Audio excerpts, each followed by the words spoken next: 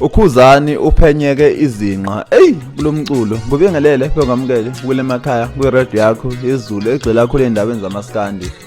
Kuyashuba ngempela ngamaskandi njengoba sazi ngempela ukuthi uKhuzani ezukweni ezendlule kade enza izolo zokuthi njengoba wayishutha i-reality show ibizwa ukuthi Khuzani Boy bidlala lapha ku-SABC1 washo ngempela ukuthi azange ethole ngisho injibilishi le wasesho ngempela ukuthi ucela ukubuza kubalandeli bamaskandi ukuthi enze njani ngempela ngalabantu laba oku-Ayanda Melathi o-producer oKhuzini aphinda bomngani noKhuzani aphinda bomngani nomunye uproducer wama-reality show bizwa ngokuthi uLegend Manqele. Uzokhumbula ngempela ukuthi eqaleni lo muntu lo baqala bamthimula ngempela bemsola ukuthi uzosuka echemene negcokama elisha ngoba engowakaManqele, kodwa lo muntu lona-ke wayekhipha kuleto le wathi yena kangene lapho kufana izibongo noManqele. Uzokhumbula ngempela ukuthi negcokama elisha ila kaManqele athi igcokama elisha ngempela limba nginoKhuzani. uKhuzani wengafuni ukusemsana nomuntu waManqele, kodwa kwathiwa nje hayi lo muntu lo isibongo fanana nje akahlangene noManqele. Laqhubeka ngempela kuhlelo lashutho ladlala eSABC1. uKhuzani usiyavela-ke manje usethi azange athole ngisho indibilishi le wasethi ucabanga nokubabopha manje ngoba azange ethole ngisho imali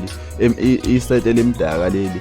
Ube sekhipha istatement-ke yena uLegend wakaManqele ophethe igroup ebizwa ukuthi iBalida, iyona-ke yeshutha lelo hlelo lelo. Usho phela ukuthi kuyiqiniso ukuthi uKhuzani ubeshutha ile kampani le, futhi uKhuzani wasayina nale kampani iBalida Media, kanti futhi akahlangene no-SABC. Yonke imali ingena kule kampani okuyiBalida. Ushilo ngempela ukuthi kungamanga ukuthi uKhuzani azange athole ngisho isete limdaka, kodwa uKhuzani wakhokhelwa ngemali elinganisela ku-250,000 nomunye futhi u50,000. Wabe sakhipha ngempela-ke ama-back statement alezi imali. Ushilo phela ukuthi waqala ukukhokhela ngo-October ngonyaka ophelile. Uthi lento lesho uKhuzani ayilona iqiniso ukuthi kodwa kuyiqiniso ukuthi imali azakapheleli. Ube sekhipha nendaba lapha khona uKhuzani akaphenyeke khona izinqa, njengoba eshilo ngempela ukuthi bekunzima ukushutha uhlelo laKhuzani njengoba uKhuzani yonke izinto ebezisho lapha ezinye eziningi bengewona iqiniso. Uthi igama elithi reality show sokumele umuntu ekhombise ngempilo yakhe iqiniso hayi e-actor. Uthi kodwa uKhuzani ezinye izinto ube-actor. Uthi uma ingabala nje ezimbala uthi uKhuzani wathi lapha uyolobola. Uthi ukulobola akuyona into eliqiniso. Wathi futhi nomshado ongelona iqiniso. Uthi lento le azange yenzeke.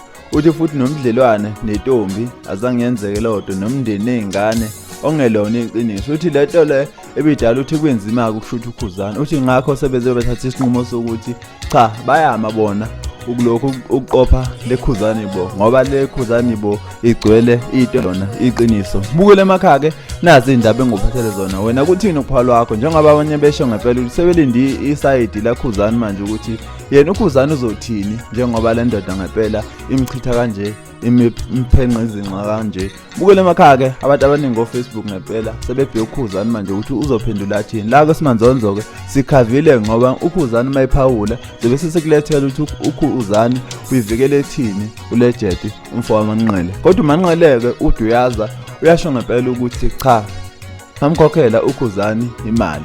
Kodwa-ke itibi ebedala ukuthi bengaqhubeki ukuthi uKhuzani uya-actor usho izinto engamanga engelona into eyi-reality noma engayona into eyiqiniso ngempilo yakhe. Mbukele emakhaya-ke ake hlangane lapha e-comment section sike siyithamunde lezi ndaba sibona ngempela ukuthi lolu daba ngabe silithatha silibeka kuphi. Mbukele emakhaya kweSimanzonzo ake hlangane futhi ngokuzayo till next time. Indaba kayipheli la ekhaya.